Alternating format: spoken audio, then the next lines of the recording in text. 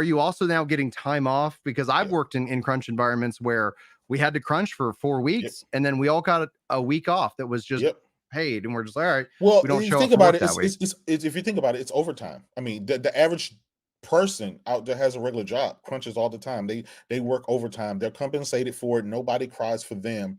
This is the video game industry where people are paid a lot more than the average Joe Blow who's working overtime in his job. In dev, and nobody's crying for them. In dev, though, that like game devs do get paid like dramatically less, maybe by 20 to 30K a year. Yeah.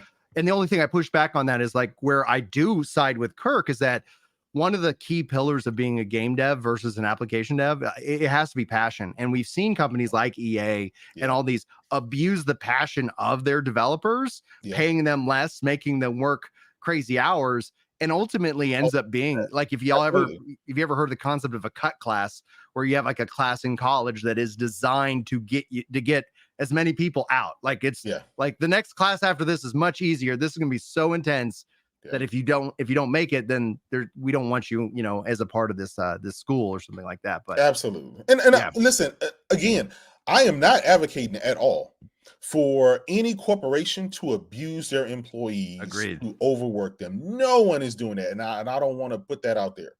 But what I will say is, when you're in a multi-billion-dollar industry where the pay for a lot of developers and a lot of those people are higher than the average Joe Blow, a lot of people are compensated well. A lot of people go into a project knowing that, hey, this project is going to take 3 or 4 years of my life. Towards the end, sometime when we're missing deadlines, sometime when we have E3 or some kind of event coming along, we need to crunch and get this sizzle reel out. We need to, there's deadlines. Every company has a deadline that they have to meet. And if that means you have to work some but if your deadline means that your personnel are having to work 120 hours a week, you set a bad deadline. Like that's called bad management. Well, that's bad management is what we've seen so much of over the last year, with so many people getting laid off, and then people are saying they're recording record profits. Bungie just hired more people. I think I saw in a report. I don't know if that's accurate. It may not be. Well, but like the companies will hire and fire, like, and that's all the time. Like, there's contract. And so it just what I'm advocating for is labor practices on the part of these big companies that are pro labor. And so when you're talking about, crunch is just a part of the business practice, no, it's not. Cyberpunk didn't have to come out when it did. Like people crunched for that game because they tried to put that game out in a year before it was ready. Crunch for Cyberpunk. Yeah, and then they did. So we should hold companies like that accountable. And the way to do that is to say crunch is not mandatory. It's not compulsory.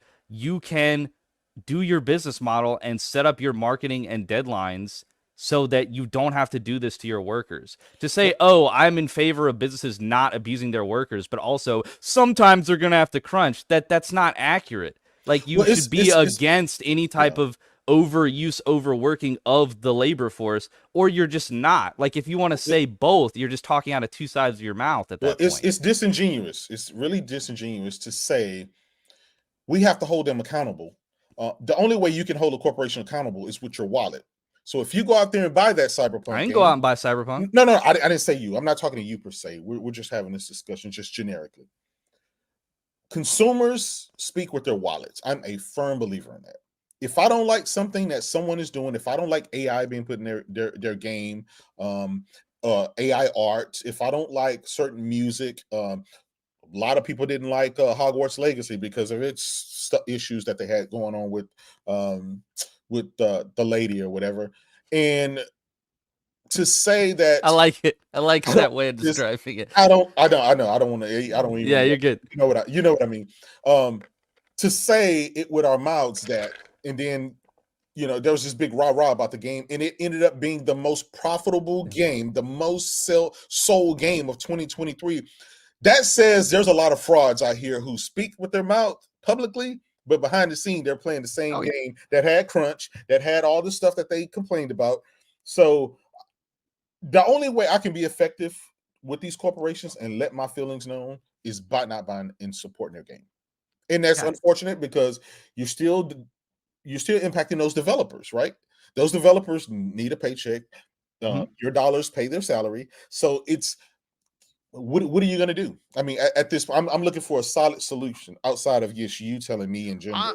I honestly, they can unionize, I guess. Unionize, but that's gonna have to be on them. Like, there's that has and there's pros and cons to unions. So like, it's absolutely it's not enough to say like you have to be on one side or the other. It's like there are shades of gray in all of these things, and so it's like my thing is that, as I always advocate, and I tell people, especially in the industry, is like, get yourself into a position of leverage, and then you can't be abused. One of the biggest abuses that happen to everyday employees is they live in this world of debt, and then they have to go to work, and they're just like, and they have to go to work, and then they're going to take whatever their boss gives them. I had a friend who was like, I just got $1,000 a year raise after bringing in $600,000 for the company. It's like, that's an insult. You're the top earning guy, and they're only going to give you that much more. Like, no. And the only way you could push back. So leverage is the most like individually responsible thing that any employee can do. Otherwise, you got to do collective bargaining. And I like, what do like, I'm not gonna sit and wait on my hands until they decide what they want. In this regards, it's just gonna be. You don't have to when you have AI. Yeah, it completely takes any leverage that the labor force has. So that's why it's dangerous, because basically you have two alternatives. Both are pro corporation. One is we hire you and overwork you to get our game out when we want to, and the second is we just don't have to hire you at all because we have a computer make it for us. Yeah, and if that's why people are opt into the system, then you just don't buy the games. Like, if they don't sell games, then they're not... and we'll see if the problem exacerbates and get worse. If J-Dub has a point, will people get behind the overworked devs, or will they just be like, oh, I want my Red Dead Redemption 2 and Cyberpunk, and I don't really care? We'll see. Okay, and I'll be honest. I'll be honest, guys. I'm a gamer. I care about the games.